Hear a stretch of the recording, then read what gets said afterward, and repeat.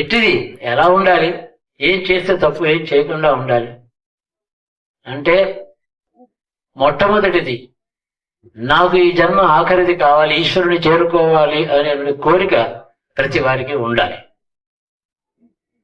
అయితే అంతకు ముందు ఇల్లు, వాకిలి, పశువులు, పాడి, పంట, పిల్లలు, మనవలు, వాళ్ళ ఆరోగ్యాలు, వాళ్ళకి సుఖం, వాళ్ళ పెళ్లిళ్ళు, వాళ్ళ సంతానం, ఇవన్నీ అవసరం లేదా అంటే ఈ చివరి కోరిక ఎవరికైతే ఉంటుందో వారు ఎలా జీవించాలో అలా జీవిస్తే ఇవన్నీ వస్తాయి.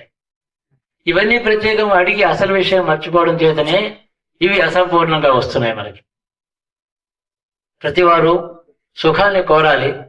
కోరడం, ఐశ్వర్యం వస్తే సుఖంగా అనుభవించడం ఏమీ నేరం కాదు, పాపం కాదు. ఐశ్వర్యం అనుభవించడం పాపం అని ఎవరు ఏ శాస్త్రంలో ఎక్కడా చెప్పలేదు. సంపాదించిన ఐశ్వర్యం ధార్మికంగా ధర్మ మార్గంలో సంపాదించావా లేదా ఒక మాట చూసుకో.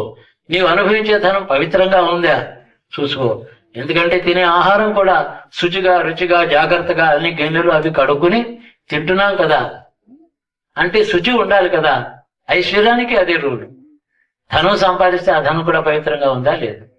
అటు ధనం సంపాదిస్తా, అటు ధనం సంపాదించడానికి నా దగ్గర శక్తి సామర్థ్యాలు లేవు అంటే నీవు ఉన్న దాంట్లో ఎలా జీవిస్తావో, ఏ సూత్రాల్ని అనుసరించి జీవిస్తావో అదే ఐశ్వర్యము అన్నారు. కేవలం భారతదేశంలో ఇప్పుడు ఉండినటువంటి ఈ రోజు మనకుండేటువంటి లక్షలాది కోట్ల ధనం పూర్వం లేదు. కానీ గుర్తుపెట్టుకోండి, దారిద్ర్యము లేదు. ఇప్పుడు ఇన్ని కోట్ల ధనం ఉండి ఇంత దారిద్ర్యం ఏకకాలంలో ఉంది మనం చూస్తాం. ఎందువల్లనంటే ధనం ఎక్కడున్నదో అక్కడ దాతృత్వం లోపించడం, ఆ సంపాదించిన ధనంలో పవిత్రత లేకపోవడం, ఈ రెండు కారణాల వల్ల మరొక పక్కన దారిద్ర్యం పీడిస్తోంది మనం. పవిత్రమైన ధనం ఉన్నప్పుడు ఒక పేద రైతు తన గుడిసె పైన పాకిన గుమ్మిడి పాదులోంచి ఒక గుమ్మిడి పండు తీసి ఇంకొకరికి దానం చేసి జన్మధన్యం చేసుకున్న దేశం ఇది. తన దగ్గర ఉండేవాళ్ళు గుమ్మిడికాయ అదొకటికి ఇచ్చి ఇదిగో నేను ఇస్తున్నాను స్వామి మీరు తీసుకొని సంతోషించండి. తాను పేదవాడే కానీ మనసు పేదది కాదు, హృదయం పేదది కాదు, హృదయం పెద్దది. పెద్ద హృదయం కలిగి చిన్న చేయగలిగినా తప్పులేదు. పెద్ద చేతితో చిన్న మనస్సు ఉండకూడదు. చిన్న మనస్సే దోషం. ఎంతో కోటి రూపాయలు నేను దానం చేశాను, అయితే ఎంత సంపాదించిన తర్వాత 1000 కోట్లు సంపాదించిన తర్వాత చెయ్యి పెద్దదే కానీ మనసు చిన్నదే. కష్టార్జితమైన ధనం కూలి పని చేసుకున్న తర్వాత జొన్న అంబలి తాగేవాడు, ఆకలిగా ఉండేవాడికి గుడిసెడు ఆ జొన్న కూడు పెట్టి తాను జ్ఞానాన్ని సంపాదిస్తున్నాడు, మోక్షాన్ని సంపాదిస్తున్నాడు, ఈశ్వరుని సంతోషపెడుతున్నాడు. తనకు ఉన్న దాంట్లో ఎటువంటి మనస్సుతో ఎంత ఇచ్చాడు అనే దాని పేరే అది దానం అంటారు. ఉన్నదంతా ఇస్తే త్యాగం అంటారు.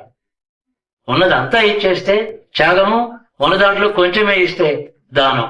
దానం చేసి త్యాగం చేశానని అనుకోకూడదు. చాలా యథాశక్తిగా నేను చేశానని ఎప్పుడు అనుకోకూడదు. 1 కోటి ఇవ్వగలిగిన వాడు 1,00,000 ఇచ్చి ఏదో యథాశక్తిగా ఇచ్చాను స్వామి సంతోషించండి అనకూడదు. యథాబుద్ధిగా ఇచ్చాను అనడం మంచిది. నాకు ఇంతే బుద్ధి పుట్టింది ఇంతే ఇచ్చానంటే సత్యం అవుతుంది, అసత్యం కాదు. ఈ ధర్మంలో పెద్దలందరూ జీవించి మార్గదర్శకంగా మన పురాణాలలో అనేక మంది చరిత్రలు మనకు కనపడుతున్నాయి. దానానికి ఐశ్వర్యం ఉండాలనే రూల్ లేదు. దానం చేయాలంటే మనస్సే ఉండాలి అంతే.